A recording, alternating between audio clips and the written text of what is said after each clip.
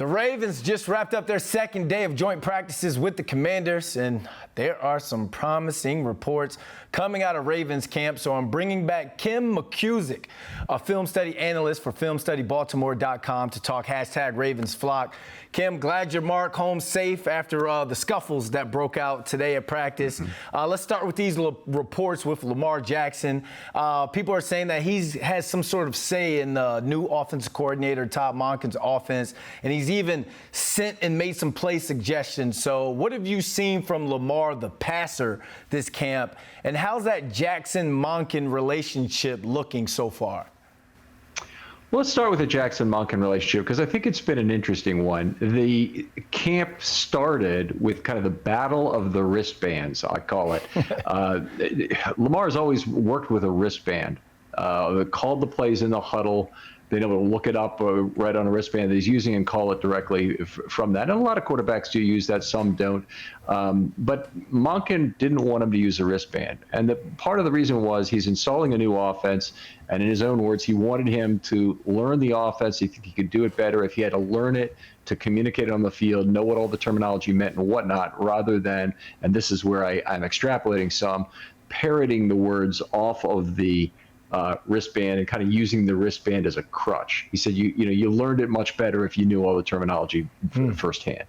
So that's something that Lamar wasn't really buying into at the start, and they actually unwound the decision to do the wristbands, which seems like nothing, but it is a very distinct, to me, philosophical argument about, do you want to have somebody understand your offense thoroughly and from first principles, or do you want the person actually to just be able to execute the offense? And Lamar, he makes his plays off schedule. The value of Lamar Jackson is, how does he take off and change your offense from what you wanted to be at the start? How does he make a play that's extended and find somebody?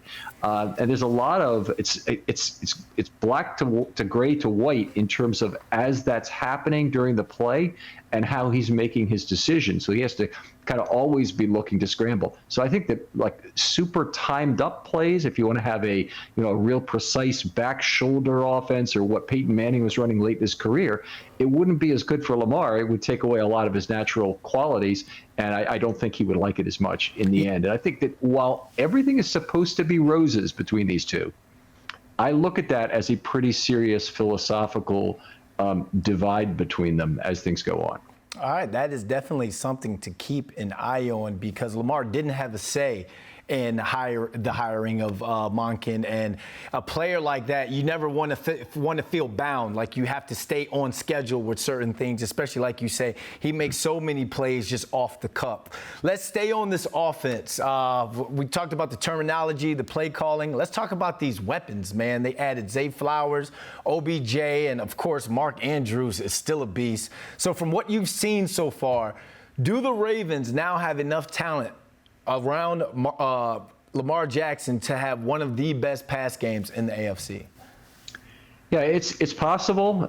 Zay Flowers is an enormous addition, and I don't know what you've seen about him. He's an extremely sudden athlete who, despite not being a fantastic route runner in college, is a guy who gets separation just by his suddenness. And the difference between that is, you get suddenness when you're not throwing a juke at your opponent and he's misreading that juke, or you can get separation if you're just too fast for people to understand. And oftentimes a cornerback will just overreact to that suddenness, and he's been remarkable at gaining separation and basically leaving defenders outside of the frame, as we call it.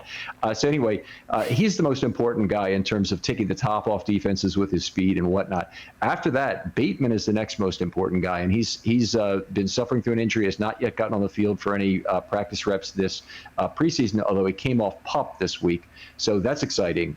Great route runner, true X receiver on the other side. Whatever OBJ can add to that, and it looks like Lamar and OBJ have a good connection, is going to be very positive. All reports are that he's a fine teammate. That if he can be a mentor to those two, to Bateman and Flowers, who I believe are really the 1 and 2 receivers, then that'd be fantastic. And hopefully they'll get high hundreds of yards from OBJ would be terrific. Some good red zone threat, but basically he's a guy who takes advantage of the space that a Flowers makes for an offense underneath, just as Andrews does. And the Ravens have a lot of such threats. They also have some good, nice speed threats, which I think are an underrated value to the offense. They have 4 guys really with a lot of gadget playmaking speed that I think Monken will make terrific use out of. Yeah, speed kills in the NFL. When you're talking about an explosive offense like that, you have to have explosive players that can, like you said, take the top off of defense. And I think a yak is going to be something that these receivers really bring to this offense. Let's Riverside it. Let's talk about the defense. Baltimore had a top 10 D last season.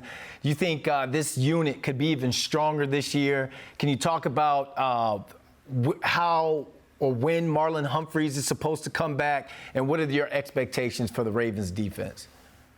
Yeah, so the really bad news today out of Ravens camp was that Marlon Humphrey is having surgery today for a foot issue and will be gone for some period of time. He's going to miss the start of the season.